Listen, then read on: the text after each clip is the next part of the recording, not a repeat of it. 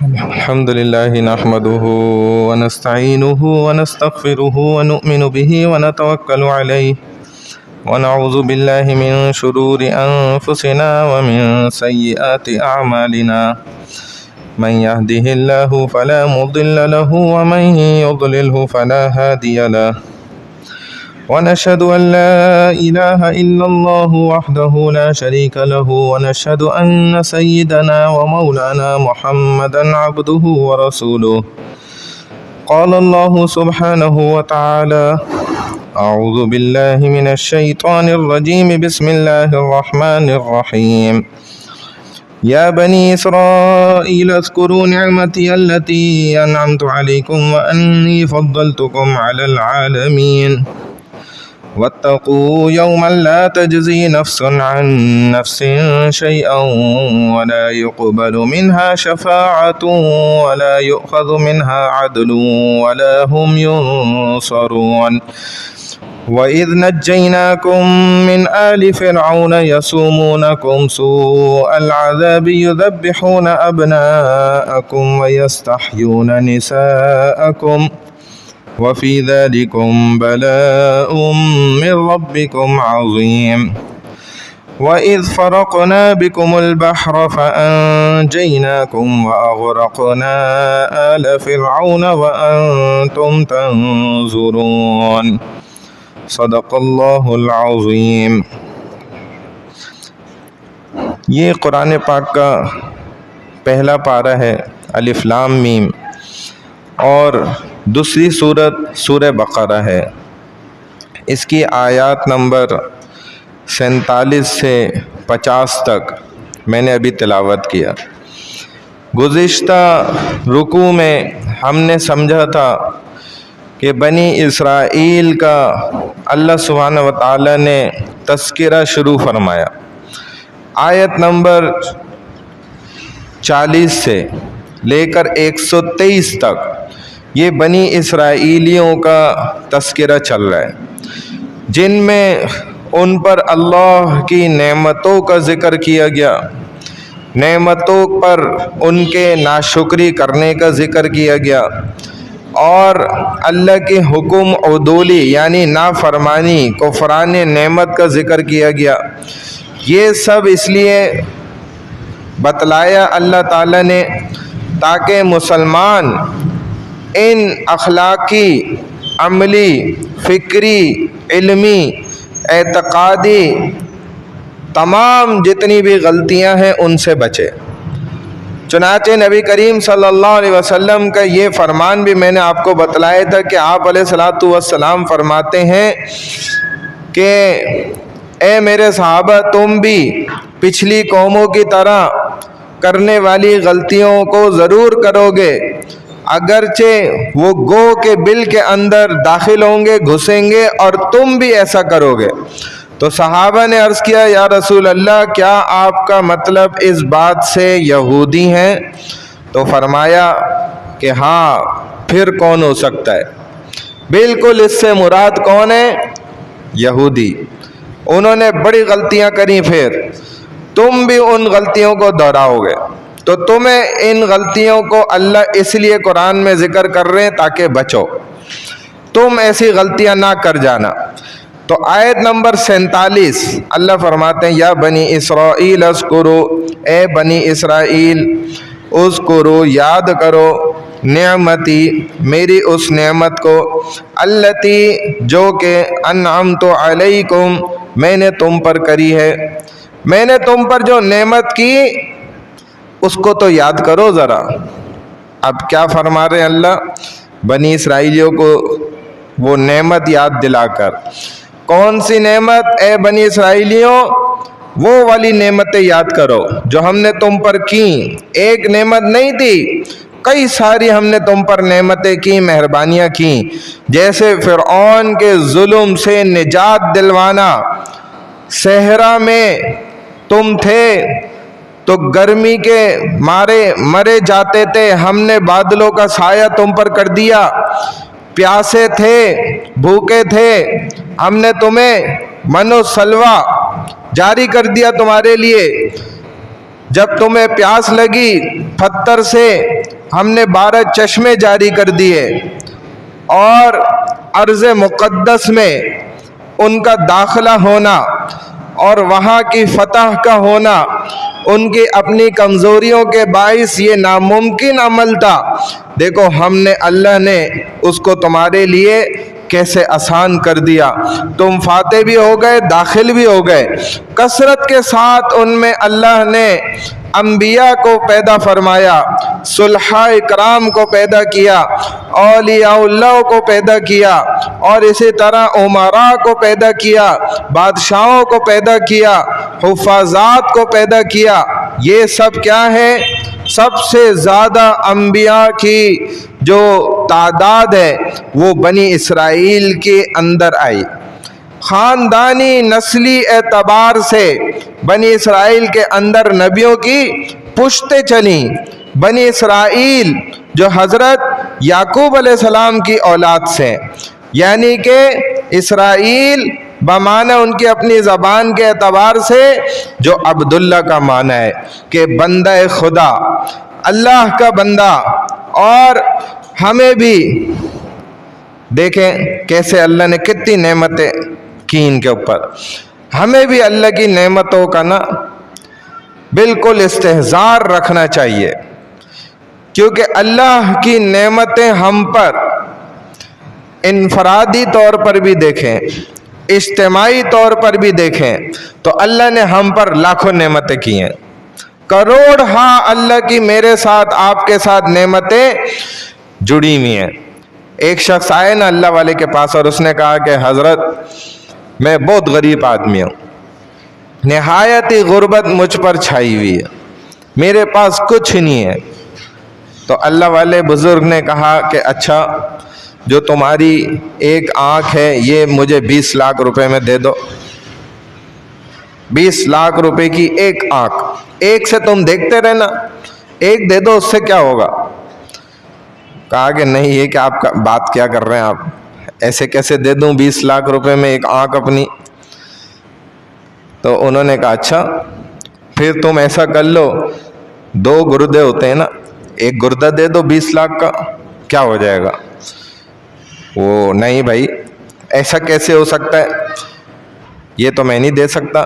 تو کرتے کرتے اس کے اعضائے جوارح اس اللہ والے نے گنوائے اور پھر اس کو کہا کہ بھائی تو کہتا ہے کہ تیرے پاس کچھ نہیں ہے، تو تو خود کروڑوں اربوں کا ہے، کتنی نعمتیں اللہ نے تجھے دی ہوئی ہیں، دیکھ جا کر ان کو کہ جن کے پاس ہاتھ نہیں ہیں، جن کے پاس آنکھیں نہیں ہیں، جن کے پاس پیر نہیں ہیں، اپنے ہاتھوں سے کھا نہیں سکتے، پیروں سے چل نہیں سکتے، آنکھوں سے دیکھ نہیں سکتے، ان کی سنوائی نہیں ہے، سن نہیں سکتے۔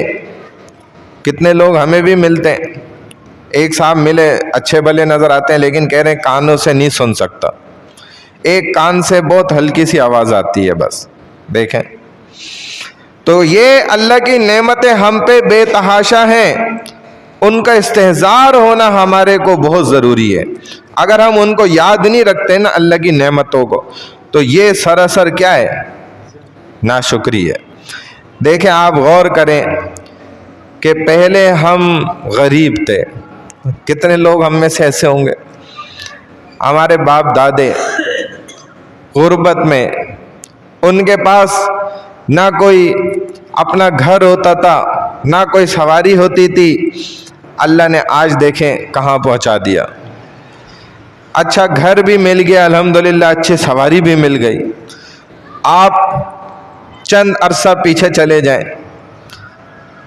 70 75 80 سال پیچھے، تو ہم کدھر تھے؟ ہمارے بڑے کہاں تھے؟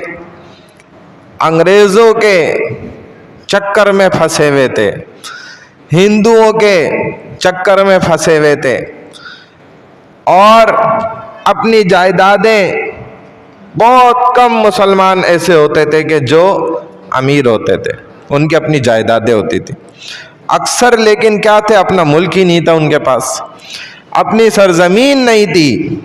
انفرادی اجتماعی اعتبار سے ہم دیکھیں تو انگریز اور ہندوؤں کے گویا ماتحتی کے اندر ہم موجود تھے۔ اللہ نے ہمیں بہت بڑی نعمت عطا فرمائی، نجات دلائی ان سے۔ یہ نجات کوئی معمولی نعمت ہے؟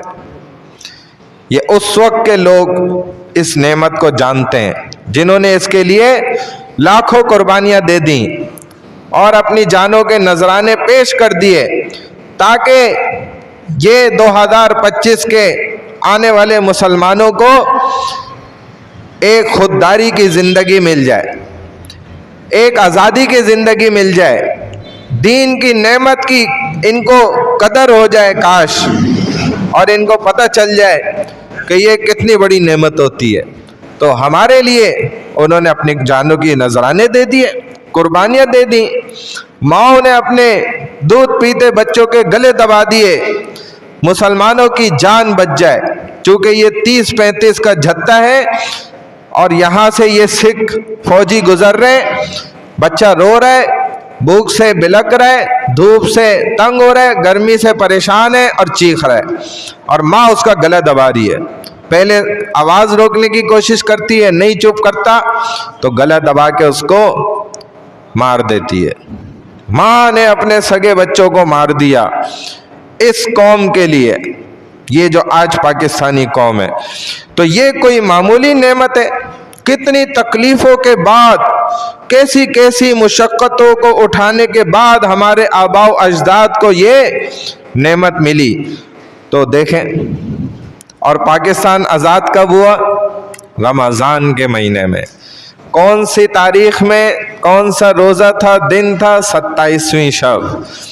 کیا خوب اللہ نے کیسا زبردست انداز سے پاکستان کو مخصوص رمضان کی مبارک رات میں، شب قدر کی رات ہے، لیلۃ القدر کی رات ہے، اور آزاد فرمایا۔ اور ایک حکیم محمد سعید شہید رحمۃ اللہ علیہ، ان کی بات ہے، وہ اکثر فرمائے کرتے تھے کہ ایسا مجھے لگتا ہے پاکستان سورہ رحمان کی تفسیر ہے، کیونکہ اللہ کیا فرماتے ہیں؟ فَبِأَيِّ آلَاءِ رَبِّكُمَا تُكَذِّبَانِ، اے پاکستانیوں تم اپنے رب کی کون کون سی نعمت کو جھٹلاؤ گے؟ بتاؤ۔ قرآن بھی کیسے نازل ہوا؟ رمضان میں نازل ہونا شروع ہوا، اور تکمیل بھی اللہ نے رمضان المبارک میں 23 سال کے عرصے میں کر دی۔ پاکستان بھی آزادی ملی اور اللہ نے مبارک راتوں میں اور رمضان کی راتوں میں۔ تو فرماتے ہیں کہ فَبِأَيِّ آلَاءِ رَبِّكُمَا تُكَذِّبَانِ، گویا یوں ہے سمجھانے کے لیے کہ او پاکستانیوں، او کراچی والو، او سیکٹر 4D القادر مسجد جامع مسجد والو، تم اللہ کی کس کس نعمت کو جھٹلاؤ گے؟ اللہ نے تو کتنی نعمتیں دی ہمیں، بنی اسرائیل کی نعمتوں کا ذکر کیا۔ یہاں جتنا فساد ہے یہ میرے آپ کے اعمال کی وجہ سے، ورنہ تو یہ ہمارا ملک ایسی نعمتوں سے بھرا ہوا ہے، خدا کی قسم اگر ادھر لوگ ایماندار ہو جائیں، دیانتدار بن جائیں، اور ہر بندہ اگر اپنے آپ کو صحیح کر لے تو یہاں دودھ کی نہریں ابل آئیں، شہد کی نہریں چل جائیں، فراوانی ہو جائے، کوئی ادھر غربت کے چکر میں بھور میں نہ پھنسے، نہ کسی کو یہ فکر لگے کہ میرے پاس پیسہ نہیں، میں کہاں سے کھانا کھاؤں، میں اپنے بچے کو کیسے اچھا کھلاؤں، یہ فکریں ختم ہو جائیں، اور دین میں جو ہے نا مضبوطی کے ساتھ جڑیں۔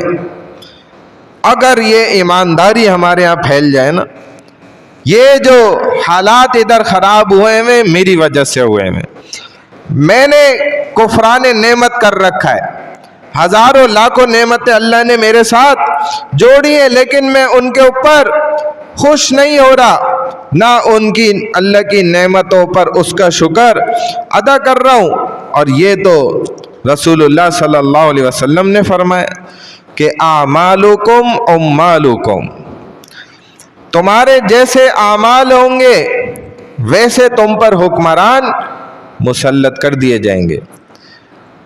یہ حکمرانوں کی کیا مجال، کہ وہ ہمارے اوپر ظلم کریں، یہ مجال تو ہم نے خود کی ہوئی ہے۔ خود دیکھیں کہ ابو بکر رضی اللہ تعالی عنہ جیسے اور عمر فاروق جیسے، عثمان غنی ذو النورین جیسے، حضرت علی المرتضی رضی اللہ عنہ اجمعین جیسے حکمران ہمارے اندر پیدا ہو جائیں۔ اگر ہم چاہتے ہیں کہ ایسے حکمران آ جائیں تو پھر ہم رعایا کو بھی بلال حبشی رضی اللہ تعالیٰ عنہ جیسا، حضرت سعد رضی اللہ تعالیٰ عنہ جیسا، حضرت معاذ رضی اللہ تعالیٰ عنہ جیسا ہمیں رعایا اور مشیر اور معاون بننا پڑے گا، پھر اللہ ہمیں یہ نعمتیں عطا فرمائیں گے، ایسے حکمران پھر اللہ دیں گے۔ تو اللہ نے فرمایا کہ اے بنی اسرائیل، میری اس نعمت کو یاد کرو جو میں نے تمہیں عطا فرمائی، اور وَأَنِّي فَضَّلْتُكُمْ عَلَى الْعَالَمِينَ، اور یہ کہ بلا شبہ میں نے تمہیں سارے جہاں والوں، تمہارے دور کے لوگوں پر فضیلت دی ہے۔ ایک نکتے کی بات یہاں بتلاتا ہوں آپ کو کہ بنی اسرائیلیوں، یاد کرو میری نعمتوں کو، یاد رکھا کرو میری نعمتوں کو، بھولا نہ کرو۔ کیا مطلب؟ گویا جو نعمت کو یاد رکھتا ہے بھولتا نہیں ہے، وہ نعمت کے پیروں میں بیڑیاں ڈال دیتا ہے اور نعمت پھر اس کے پاس سے بھاگ ہی نہیں سکتی۔ یہ اللہ کا قانون ہے، یہ اللہ کا فارمولہ ہے کہ جو شخص اپنی نعمتوں پر شکر ادا کرتا رہے گا، گویا اس نے نعمت کے پیروں میں کیا ڈال دی؟ بیڑیاں۔ اب بیڑی والا بندہ کہیں بھاگ سکتا ہے؟ اس کو زنجیریں پڑی ہوئی ہیں پیر میں، تو یہ نعمت پھر کہیں نہیں جا سکتی۔ موسیٰ علیہ السلام کے زمانے میں وہ کیا تھا نا، ایک شخص نے کہا اپنے رب سے کہ میرا سارا رزق دے دے، میرا اور بیوی کا، دے دیا۔ کھا پی کے جب پیٹ بھر گیا باقی سارا تقسیم کر دیا، اگلے دن ڈبل آ گیا، اس کے اگلے دن ڈبل آ گیا۔ تو پوچھنے والے پوچھ رہے موسیٰ آپ نے تو اپنے رب سے ساری روزی دلا دی تھی ان کی، اب یہ ڈبل کیسے ہوتا جا رہا ہے؟ پوچھا یا اللہ یہ کیسے ہو رہا ہے؟ تو فرمایا بندے نے مجھے مقروض کر دیا الٹا، میرے سے آپ نے دلایا، اب میرے ہی بندوں کو کھلا رہا ہے۔ میرے بندوں کو کھلانا ایسا ہے جیسے مجھے کھلا رہا ہے، میرے بندوں کو پہنانا ایسا ہے جیسے مجھے پہنا رہا ہے، میرے بندوں کی مدد کرنا ایسا ہے جیسے میری مدد کر رہا ہے۔ اب میں تو سب سے بہترین لوٹانے والا ہوں قرضہ، تو لہذا اس کو ڈبل ٹرپل اور ملتا چلا جا رہا ہے۔ تو آگے فرمائے وَأَنِّي فَضَّلْتُكُمْ عَلَى الْعَالَمِينَ، تمہیں سارے جہاں والوں پر فضیلت دی ہے، بے شک میں نے تمہیں فضیلت دی جہاں والوں پر۔ تو فضیلت تو اس امت کو سب پر حاصل ہے، امت محمدیہ صلی اللہ علیہ وسلم کو اللہ کیسے فرما رہے ہیں کہ بنی اسرائیلیوں کو فضیلت دے دی؟ کیسے؟ اس کا سوال کیا جاتا ہے، اعتراض ہوتا ہے۔ یہ تو فرمایا، دیکھیں یہ میں نے آپ کو ترجمے میں بھی بتایا کہ تمہارے دور کے لوگوں پر فضیلت دی۔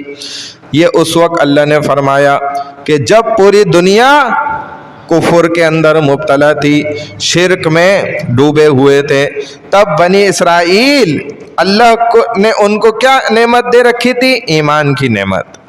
ایمان کی نعمت اس وقت کس کے پاس تھی؟ بنی اسرائیلیوں کے پاس تھی۔ تو اللہ نے گویا اس وقت کے اعتبار سے ان کو فرمایا کہ دیکھو اے بنی اسرائیلیوں، جو میں نے تمہیں نعمت دے رکھی ہے نا، اس کے اعتبار سے تمہیں ہی فضیلت حاصل ہے۔ اور دوسری بات کیا ہے کہ بنی اسرائیل ایک قوم، نسل مخصوص ہے۔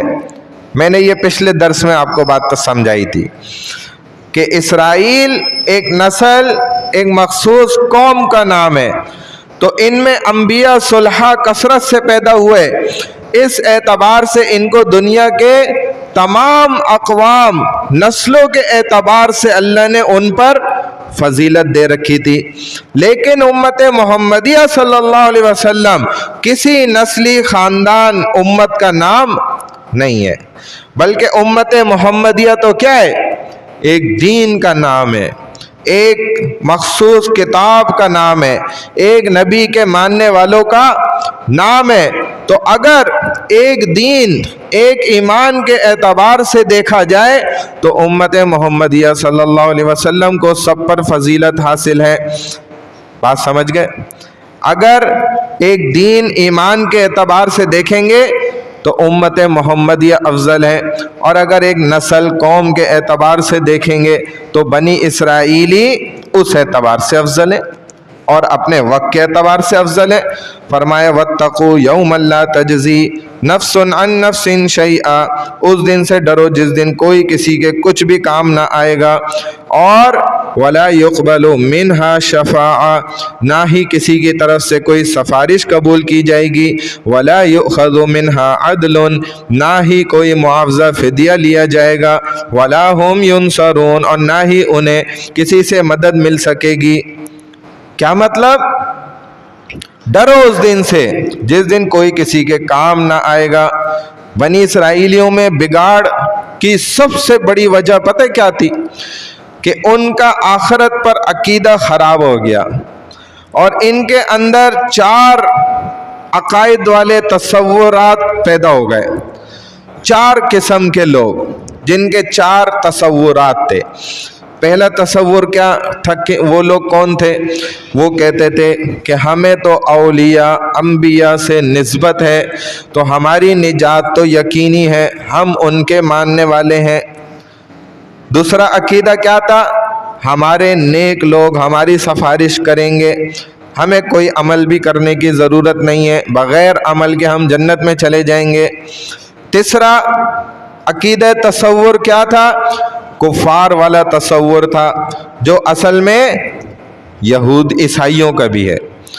کیا کہتے ہیں؟ یہودی بھی اس سے متاثر ہوئے، کہ وہ تصور یہ تھا کہ عیسیٰ علیہ السلام نے اپنے آپ کو صلیب پر چڑھوا کر قربانی دے دی اور تمام عیسائیوں کی طرف سے کفارہ ادا کر دیا۔ اب عیسائی کچھ بھی کرنے کی ان کو ضرورت نہیں ہے، چونکہ وہ ہمارا کفارہ ادا کر چکے، لہذا عیسیٰ علیہ السلام مصلوب ہو کر عیسائیوں کو سب کو جنت دلوا گئے۔ سمجھ گئے؟ یہ تیسرا تصور ہے عقیدہ۔ چوتھا عقیدہ تصور جو دنیا میں بہت سی قوموں کا یہ خراب گمراہ عقیدہ ہے کہ فلاں کی اللہ کے ہاں بڑی سنوائی ہے، اس کی بڑی پہنچ ہے، اور وہ قوت طاقت کے زور پر ہمیں جہنم سے چھڑا لے گی۔ دیکھیں یہ 4 غلط تصور، کہ اللہ کے سامنے بھی کوئی طاقت چلے گی، خطرناک تصور ہے۔ تو اب فرمایا کہ ہمارے اندر بھی بعض مرتبہ یہ تصور ہوتے ہیں الگ الگ۔ ہم میں بھی بعض مسلمان ہیں جو یہ تصور رکھتے ہیں کہ بھائی میں تو لا الہ الا اللہ محمد الرسول اللہ کا کہنے والا ہوں، میں آخر جنت میں جاؤں گا، ضرور جاؤں گا، اور مجھے کوئی طاقت نہیں روک سکتی، کیونکہ میرے پاس لا الہ الا اللہ کی طاقت ہے، اور عمل میں کوئی نہیں کروں گا، لیکن میں جنت میں ضرور جاؤں گا، عمل میرا چاہے کچھ بھی ہو، میں نے لا الہ الا اللہ محمد الرسول اللہ پڑھ لیا، اب جنت میں جانا میرے اوپر لازم ہو گیا۔ اللہ کے علاوہ سب کے سامنے جھک رہا ہے، لیکن اس کا نظریہ تصور کیا ہے؟ عقیدہ کہ میں جنت میں ضرور جاؤں گا۔ ہمارے بھی لوگوں کو دھوکہ لگ گیا کہ بھائی میں گناہ پہ گناہ کرتا رہوں گا، معافی بھی نہیں مانگوں گا، لیکن میں جنت میں ضرور جاؤں گا، میں بخشا جاؤں گا۔ یا پھر یہ تصور لگ گیا کہ بہت سے لوگ سمجھتے ہیں کہ بس حضور صلی اللہ علیہ وسلم میری سفارش کر لیں گے، مجھے بچا لیں گے، میں بچ جاؤں گا، میری سفارش کر لیں گے۔ کون کرے گا میری سفارش؟ رسول اللہ صلی اللہ علیہ وسلم میری سفارش کریں گے۔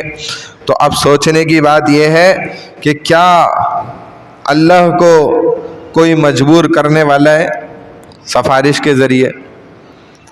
اللہ مجبور ہوتے ہیں کسی سے؟ کبھی مجبور نہیں ہوتے۔ اللہ کیسے مجبور ہوں گے؟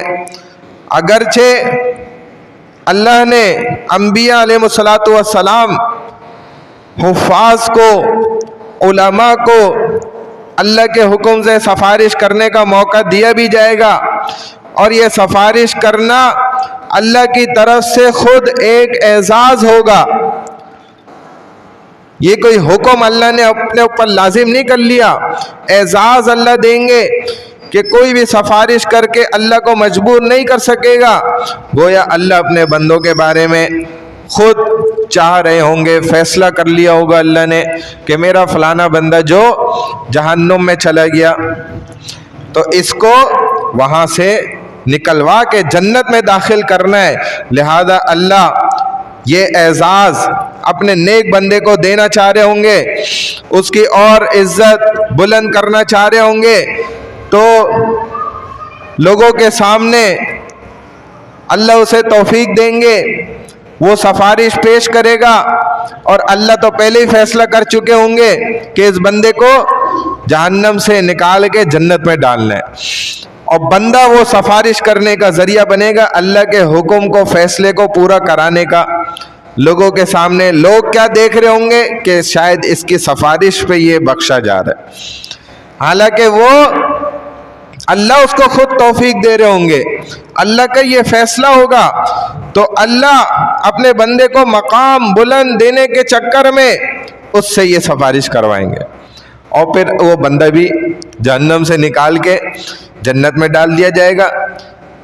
और ये भी सोचना चाहिए कि अल्लाह अपने नेक बंदों का मकाम बुलंद करता है इस तरह करके। दूसरी बात, नबी अलैहिस्सलातु वस्सलाम ने फरमाया कि दुनिया में लोगों के अच्छे कामों की भी सिफारिश करना चाहिए, लेकिन होगा वही जो अल्लाह चाहते हैं, जो शरीयत के मुताबिक फैसला है। अल्लाह सुब्हानहू व तआला करेंगे तो वही, लेकिन सिफारिश करना ज़रूर चाहिए। किसी का भला अगर मेरे हाथों हो जाए तो मुझे उससे पीछे नहीं हटना चाहिए, रुकना नहीं चाहिए, गुनाह के कामों में सिफारिश ना करे।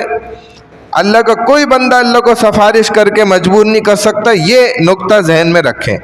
हुजूर सल्लल्लाहु अलैहि वसल्लम सिफारिश फरमाएंगे, ये शफाअत जो होगी, ये सिफारिश जो होगी, ये जबरी नहीं होगी, कहरी नहीं होगी कि रसूल सल्लल्लाहु अलैहि वसल्लम नाउज़ुबिल्लाह सख्ती से ये काम करवाएंगे अल्लाह से, ऐसा नहीं होगा।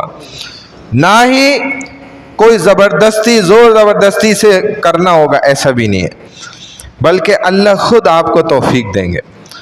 दूसरी बात यह है कि सिफारिश के कबूल होने तक जो जहन्नुम की आग में पड़ा रहना पड़ेगा, उसका क्या होगा?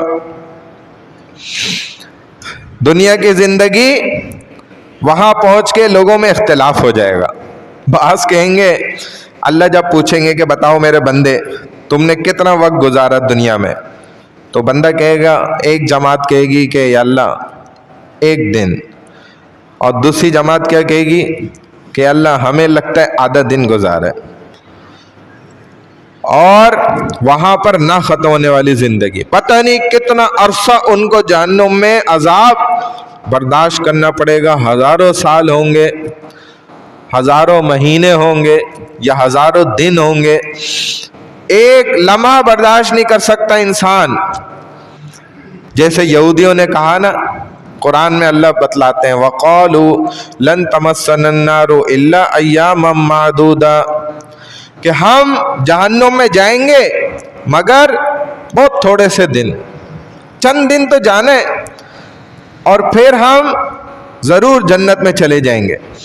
अब एक शख्स दुनिया में आग पर थोड़ी देर उंगली नहीं रख सकता, जहन्नुम में कैसे वो आग को बर्दाश्त करेगा? जबकि आग उसके ऊपर से भी होगी, नीचे से भी होगी, दाएं से भी होगी, बाएं से भी होगी, सामने से भी होगी और पीछे से भी होगी।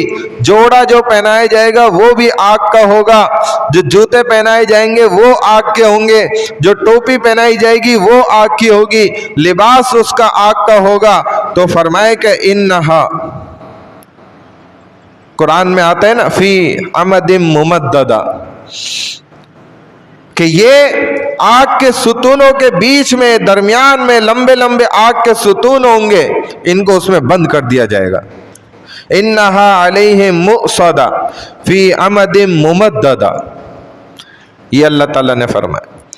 तो ये जुर्रत करना कि थोड़े अरसे तो जन्नत में चले जाएंगे, फिर चलो सिफारिश तो हो जाएगी, ये भी कतन हराम है, गलत नजरिया, गलत अकीदा। तो अल्लाह से ये दुआ करनी चाहिए, या अल्लाह हम बगैर किसी नाकामी के सीधे बराह रास्त हमारा जन्नत का फैसला हो जाए, बल्कि हमें तो किसी की सिफारिश की ज़रूरत भी ना पड़े। तो ये तसव्वुर रखना भी खुद गलत है कि बस हम सिफारिश पर ही जाएंगे, हम किसी से अपनी सिफारिश लगवाएंगे। जैसे अक्सर लोगों को देखा भी जाता है, वो अपने ख़ानदान के या किसी और अजीज़ हाफिज़ आलिम को तैयार करके रखते हैं कि भाई देख लो, अगर मैं फंस गया तो तूने मुझे बचाना है वहाँ। तो ये यकीन रखना और इसी के ऊपर एतमाद करना, ये तसव्वुर भी गलत है, सही नहीं है। हाँ, ये तसव्वुर अलग है कि आप उसका इकराम करते हैं ज़िंदगी में, खामोश, लेकिन आप ये अकीदा और तसव्वुर नहीं रखते कि यही मुझे बचाएगा।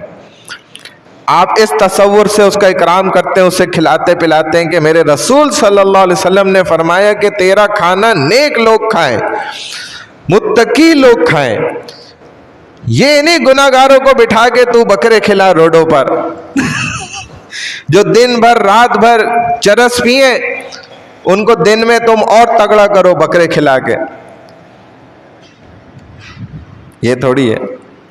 नेक और सुलहा लोग तुम्हारा खाना खाएं, ये है कामयाबी। तो इस नियत से खिलाता है वो अलग सूरत है।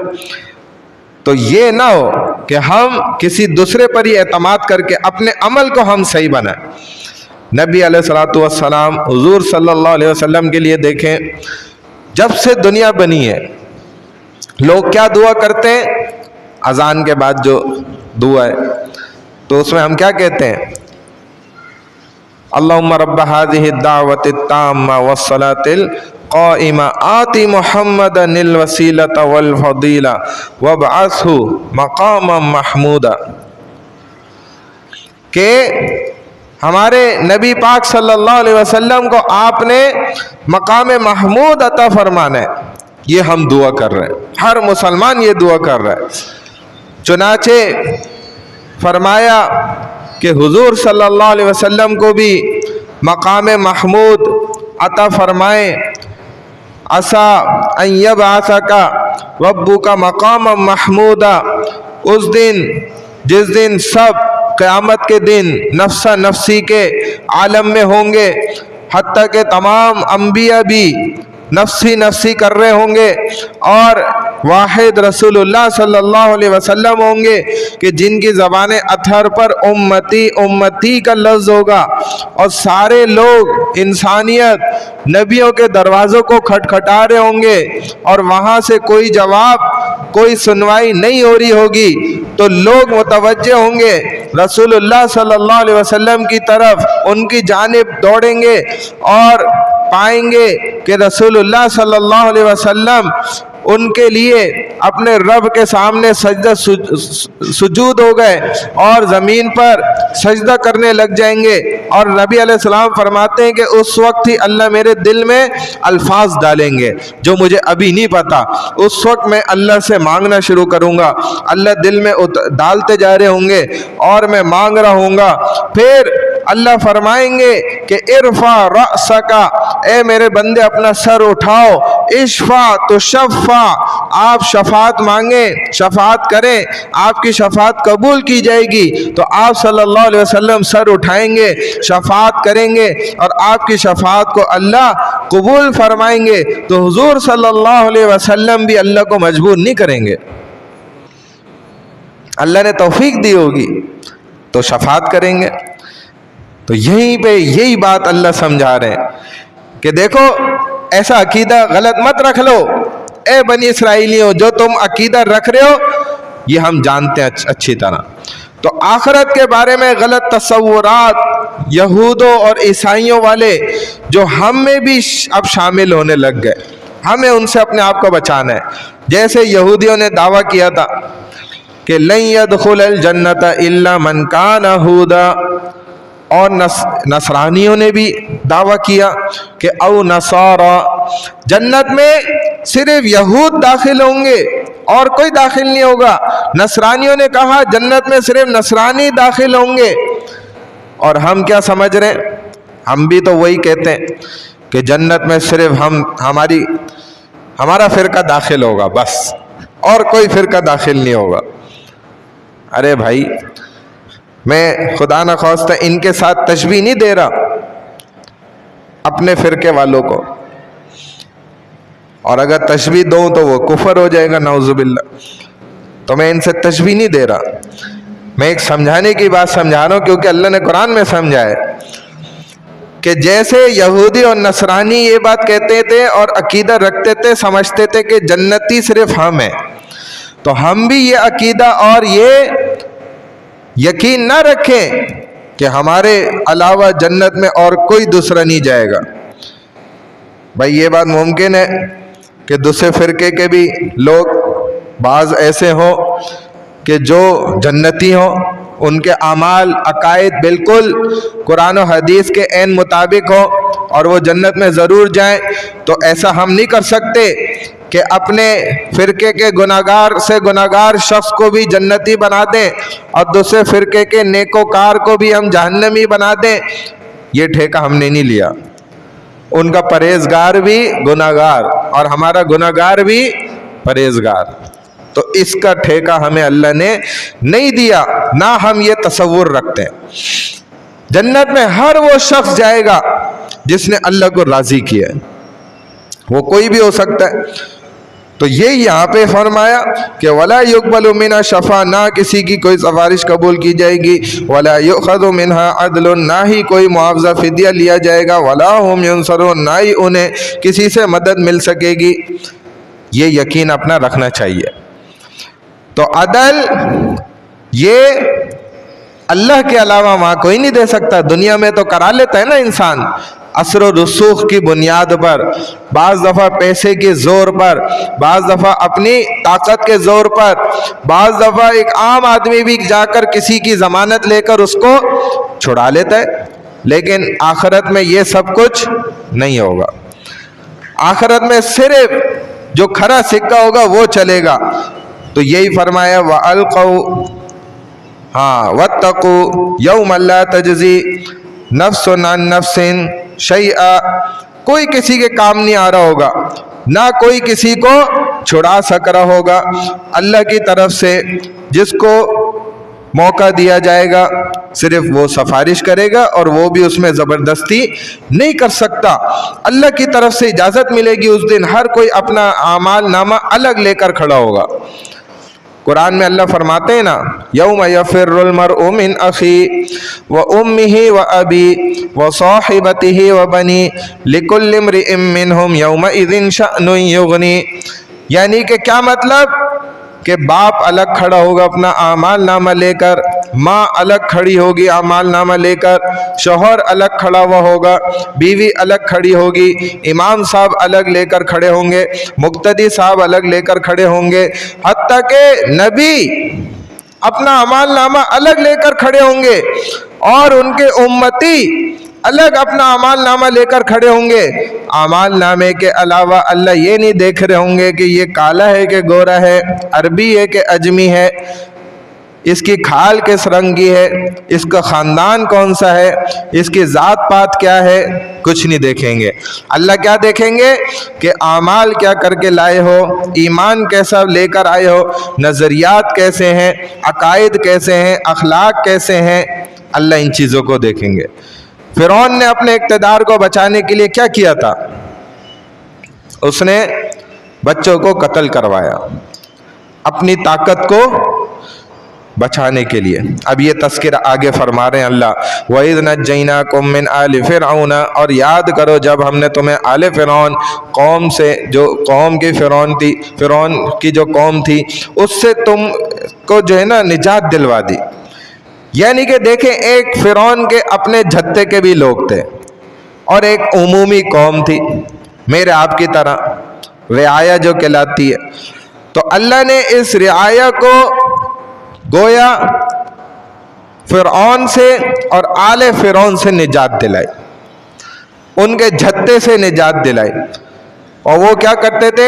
یسومونکم سوء العذاب، جو تمہیں بدترین عذاب دیتے تھے، یذبحون ابناءکم، تمہارے بیٹوں کو ذبح کر دیتے تھے، ویستحیون نساءکم، تمہاری عورتوں کو زندہ رکھتے تھے، وفی ذلکم بلاء من ربکم عظیم، اور اس میں تمہارے رب کی طرف سے تمہاری بہت بڑی آزمائش تھی۔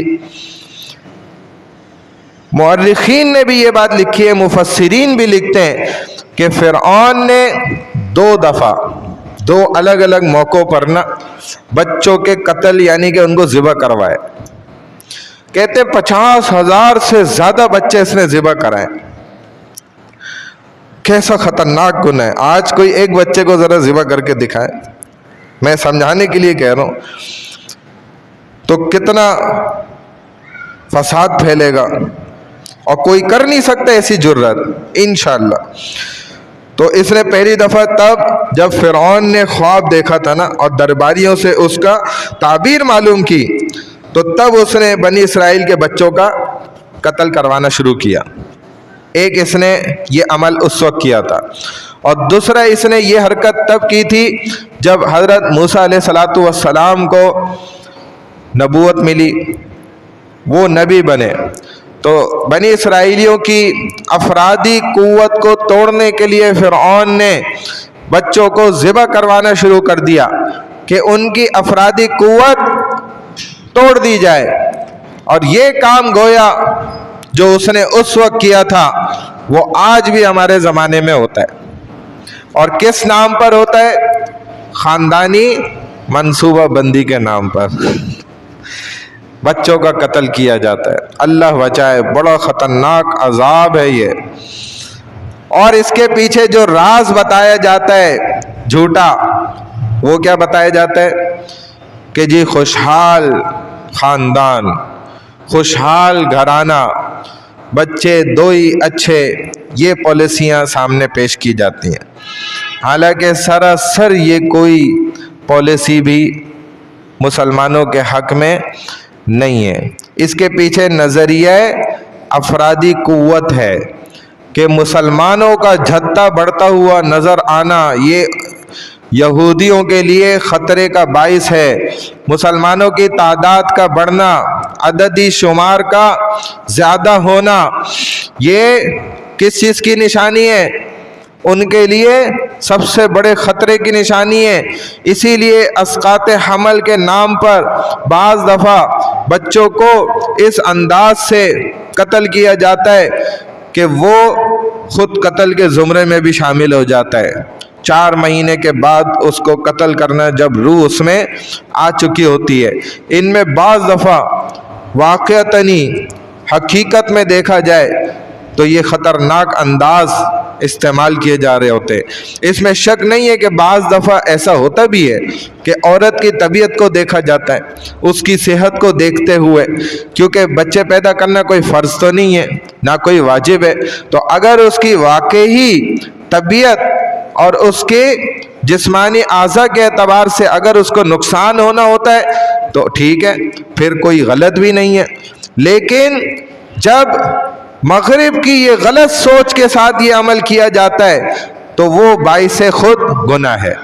تو اللہ نے یہاں پر یہی فرمایا کہ دیکھو ہم نے تمہیں آل فرعون سے کیسے نجات دی، نجیناکم، ہم نے تم کو نجات دی بتدریج، تھوڑا تھوڑا کر کے ہم نے تمہیں اس سے نجات دلا دی۔ یہ کیسے میں ترجمہ کر رہا ہوں، یہ میں آپ کو سمجھاتا ہوں۔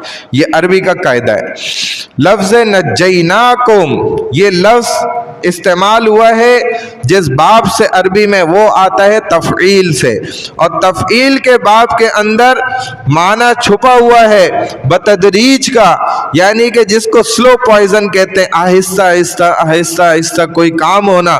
تو اس سے پتہ چلتا ہے کہ ہم نے بنی اسرائیلیوں کو بتدریج تھوڑا تھوڑا وقتاً فوقتاً فرعون سے نجات دلاتے رہے۔ لہذا مورخین نے بھی یہ بات لکھی ہے کہ بنی اسرائیل تھوڑا تھوڑا کر کے مصر کو چھوڑ کے بھاگتے تھے، کچھ کچھ لوگ نکلتے تھے، 2 4 8 10 12 ایسے تھوڑے تھوڑے کر کے فرعون سے نجات حاصل کرنے کے لیے وہ نکلتے تھے، اور بڑی تعداد میں جو ایک ساتھ بڑا جھتہ لے کر موسیٰ علیہ السلام اپنی قیادت میں نکلے تھے۔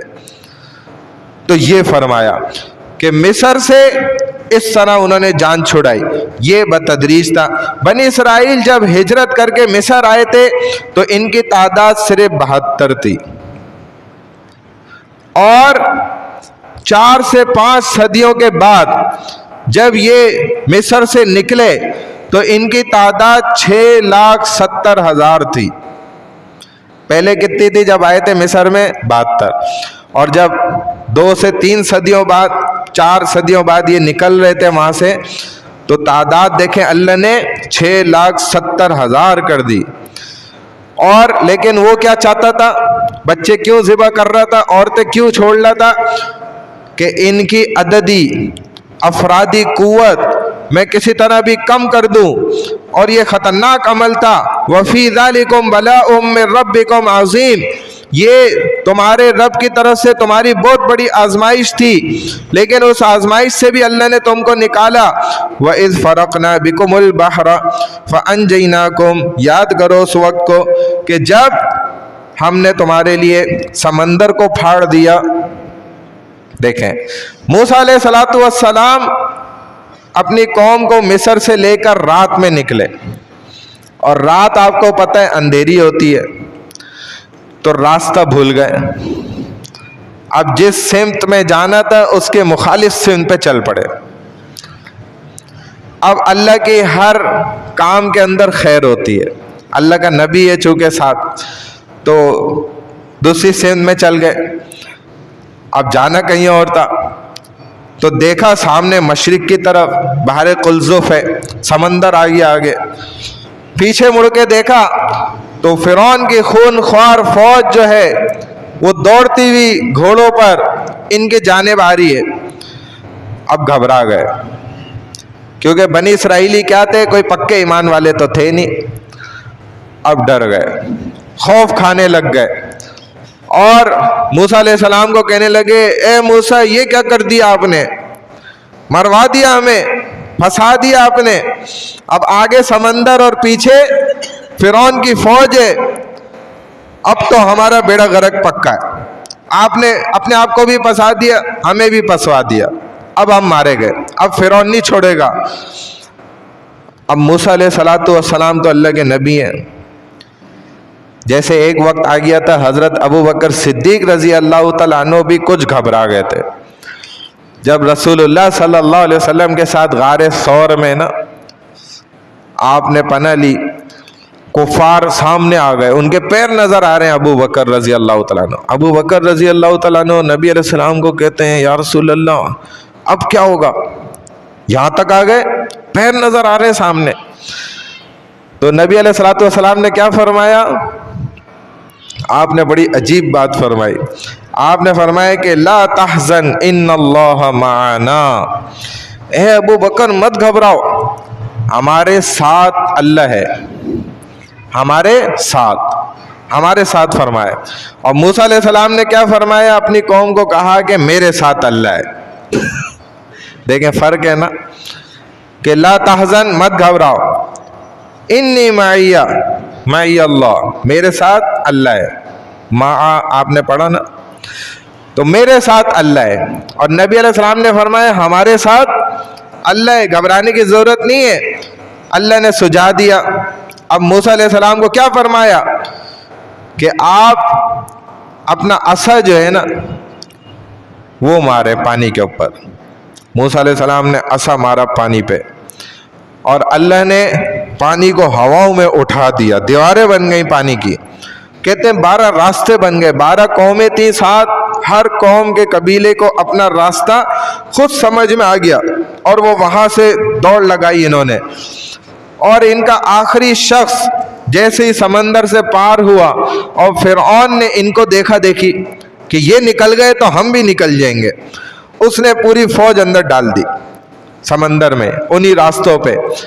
ان کا آخری شخص پانی سے باہر نکلا موسیٰ علیہ السلام کا، اور فرعون کا آخری شخص پانی کے اندر داخل ہوا تو اللہ کے حکم سے وہ پانی جڑ گیا اور فرعون کو غرق کر دیا گیا۔ تو اللہ فرما رہے کہ فَأَنْجَيْنَاكُمْ، اس وقت کو یاد کرو جب ہم نے تمہارے لیے دریا کو پھاڑ دیا، پھر ہم نے تمہیں نجات دی، وَأَغْرَقْنَا آلَ فِرْعَوْنَ، اور آل قوم فرعون کو غرق کر دیا، وَأَنْتُمْ تَنْظُرُونَ، اس منظر کو تم دیکھ بھی رہے تھے۔ یہ بڑی عجیب بات اللہ نے فرمائی، یہ آخری بات ہے آج کی، کہ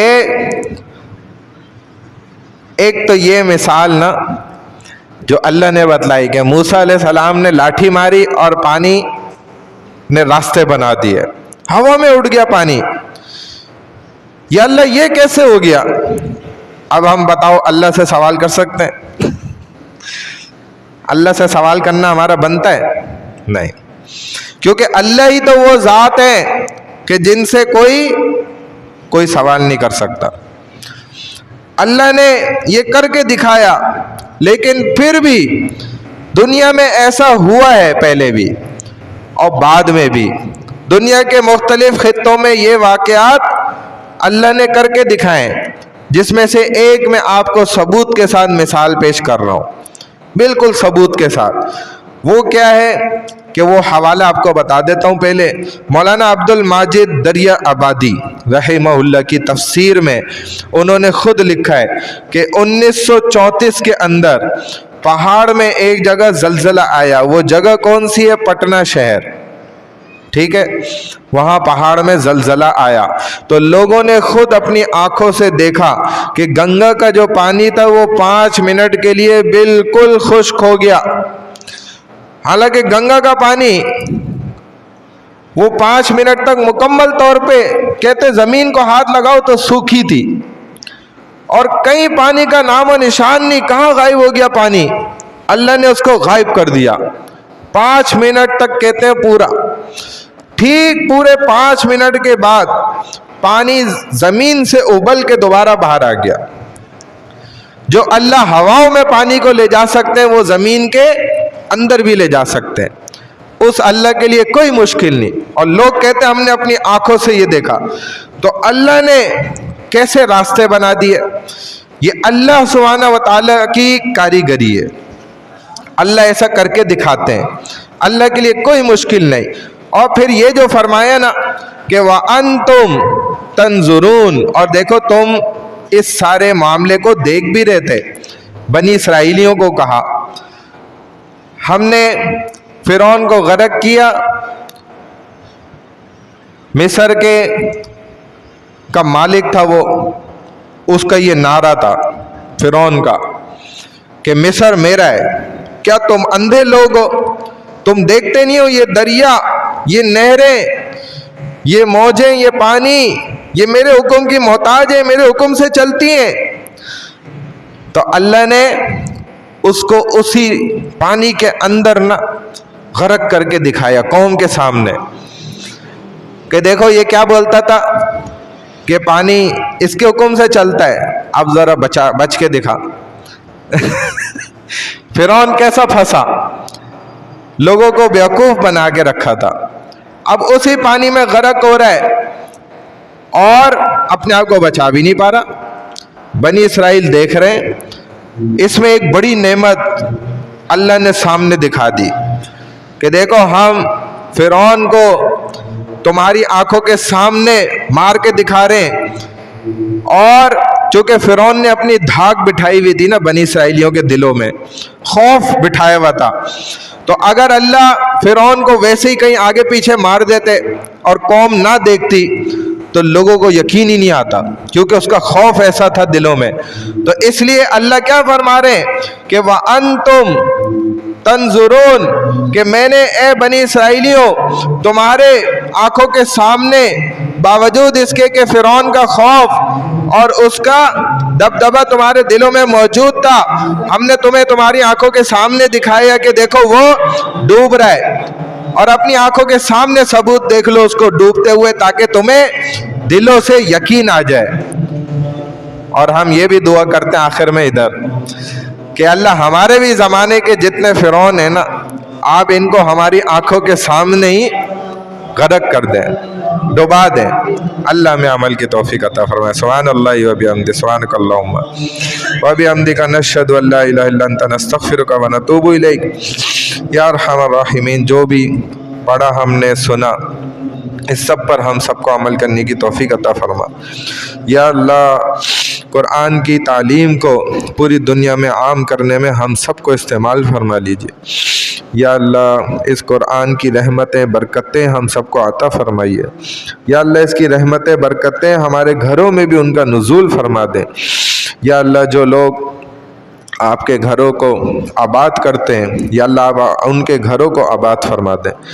یا اللہ، جو لوگ آپ کے گھروں کے اندر یا اللہ وقت دیتے ہیں اور یا اللہ جتنے بھی اعمال ہیں اس کے اندر جڑتے ہیں، یا اللہ آپ ان کے گھروں کے اندر برکتیں، وسعتیں اور رحمتیں نازل فرما دیں۔ یا اللہ، جتنے مسلمان جہاں کہیں پریشان حال ہیں، سب کی پریشانیوں کو دور فرما دیں۔ بیمار حال ہیں تمام کو صحت شفائے کامل عاجلہ نصیب فرما دیں۔ بے گناہ یا اللہ نوجوان، لڑکے لڑکیاں، مرد حضرات، خواتین جو سلاخوں کے پیچھے بند ہیں، یا اللہ ان کی جلد از جلد رہائی کا انتظام فرما دیں۔ یا اللہ، جتنے بھی نوجوان لڑکے لڑکیاں بے نکاحی ہیں، یا اللہ ان کو اچھے جوڑ کے نصیب کے یا اللہ رشتے عطا فرما دیجیے۔